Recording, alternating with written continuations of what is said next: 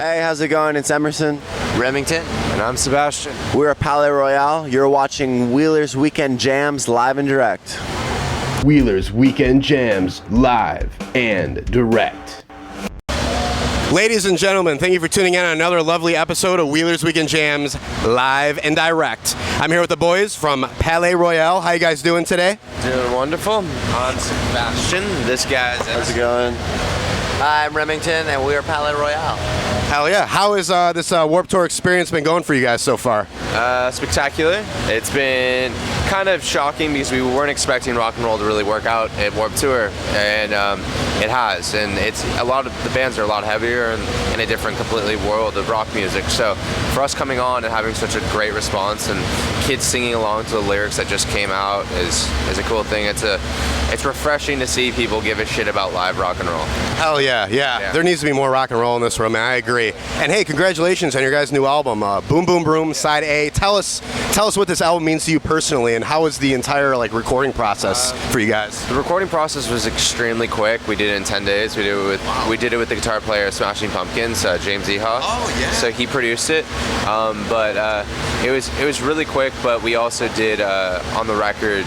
We wrote the whole record in a 1920s speakeasy house up in Beechwood Canyon, and it was just inspired by what everything went through for the past couple years. But this is our first album, so it's basically your whole life into your first album. Exactly. So it was kind of an album made for a generational culture youth movement. With that in mind, it's a rock and roll album hinting at punk and blues. Hell yeah. Cool. Well, yeah, you guys come from Las Vegas. How is the music scene out there for you guys when you guys were making your music? We grew up in Vegas. We started playing a couple shows in Vegas. We moved came out of the LA scene. The LA scene. Oh, okay. Oh, right on. We played the Sunset Strip probably at least 6 times before we even made any traction. We would play shows with the guys from Camp Freddy, so you had Billy Idol and you had Billy Morrison and all those guys that kind of gave you a pat on the back. And then we did some shows with Scott Weiland and Joan Jett, so it's cool how all this nostalgic thing. The owner of the Viper Room was that was our home for the first year or two of being a band. She really kind of allowed us to grow, and how Guns N' Roses that was their home kind of thing. The Sunset Strip, she wanted the same kind of feeling, and I think she gave us as authentic as you can get rock and roll, especially coming from the Viper Room. Great music scene out there, man. Yeah, I think it's lacked in the past 10 years. Definitely, the 80s and 70s. Of course. Bands that are paying to play. Yeah. If you're a rich kid, you're going to be able to play the Sunset Strip. Exactly. But that's the problem. That's why the music has died in LA.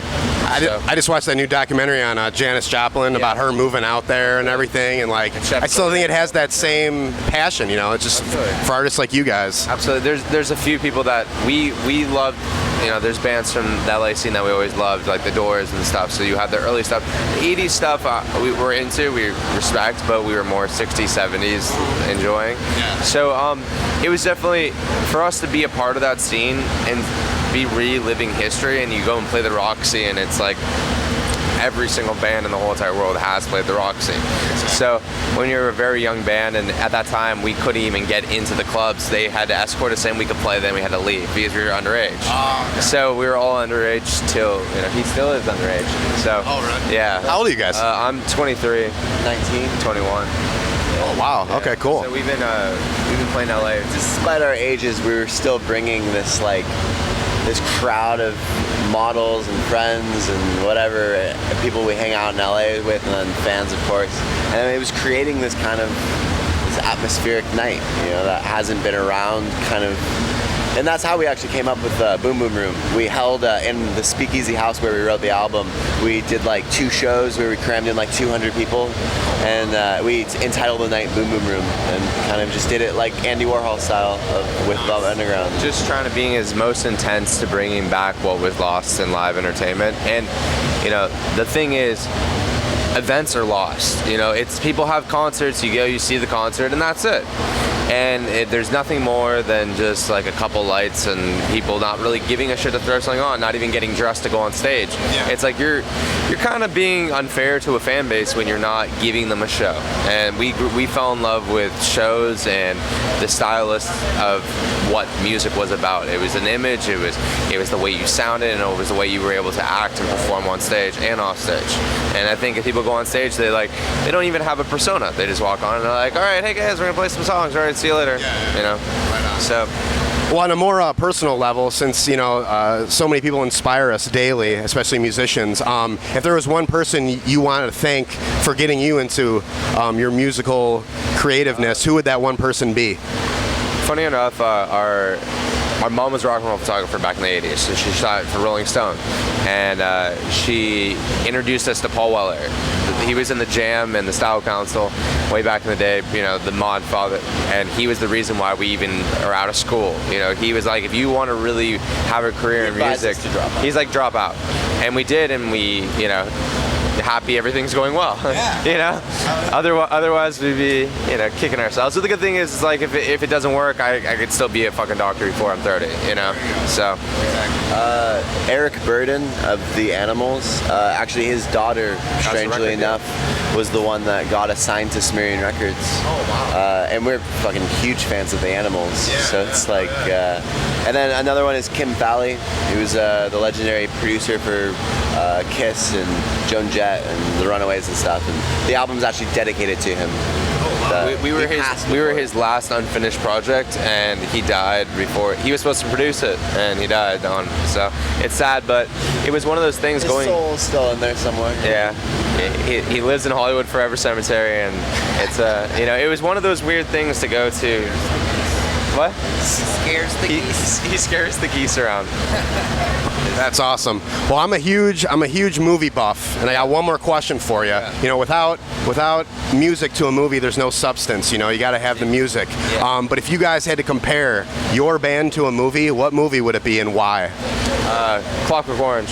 A lot of fucking Yes. chaos. Hell yeah. Yeah, we have the image, but we have the debauchery that can back it, but also there's brains behind it as well. Masterpiece. Love that movie. Enter the Void by Gaspar Noé. For the record, we have like 4 songs that are like kind of based off of Shutter Island, where it's like the doctor, or like the guy becomes a patient, doesn't realize it. It's like a whole story, kind of like that, Cool. Awesome. Great answers, man. We're really big into to cinema, and especially me and him, we edit art films it comes from 1920s and 1930s avant-garde French cinema. And then we put it together to our music, so you're giving imagery to the fans. I just saw John Carpenter, who directed Halloween and stuff. I just saw him live last week, and he was playing all his old, Big Trouble, Little China, Halloween, The Fog. Yeah. He was just playing all the soundtracks. It was wild, man. Awesome. But yeah, that's awesome. Man. That's what's lacking. No, definitely. Back to what we were saying about putting on events. It's literally getting down to music, fashion, and cinema. All those combined are the most profound things, I think. And you can take them any which way. And that's what Andy Warhol did with the Velvet Underground. It was that atmosphere of those specific things being combined. And We become really lucky because Emerson does all the artwork for the thing. So without Andy Warhol, the Velvet Underground would not exist. But the good thing is, from the music standpoint, all of us exist in that. From the art, in case Andy Warhol's in the band. Andy Warhol's in it. He's the one that does the art. So it's not even, the direction is just going to always be from the pure state, and so no one else is going to influence it. So it's a really nice thing for us. Meant to be, and especially music, it's meant to be your honest state of existence and how you feel. Certainly at this point, and I'm 19 years old, and the things I write and the things I document, I know I'm feeling this certain way, and I won't ever feel this way again, kind of thing. It's a timepiece of consciousness. We just wish we had more support on the film side of it, but to make a fucking film is so damn expensive. We actually, you would like this. Tom Petty's daughter is an animationist, and in the next coming months we have a animation film that's hinting at the Yellow Submarine, but inspired by my art and our own animation Victorian effects. And it's for the song "Where's the Boom." So that should be coming out in the next month. Yeah. What? Yeah. Well, hey, if there's anything you guys want to say to the fans out there, where to find you guys on the internet, go right ahead. Yeah, Palaye Royale, whatever. You can look it up. YouTube, Facebook, Instagram. Bullshit. And we're everywhere, and we're always going to be everywhere. So that's simple as it is. Well, guys, thanks again for doing this interview, man. I appreciate it. Everybody, thank you for tuning in to Wheelers Weekend Jams live and direct. Check out our website at WheelersWeekendJams.com and support us on our Patreon page, patreon.com/WWJ. Thanks, guys. Thank you very much. Appreciate it, man.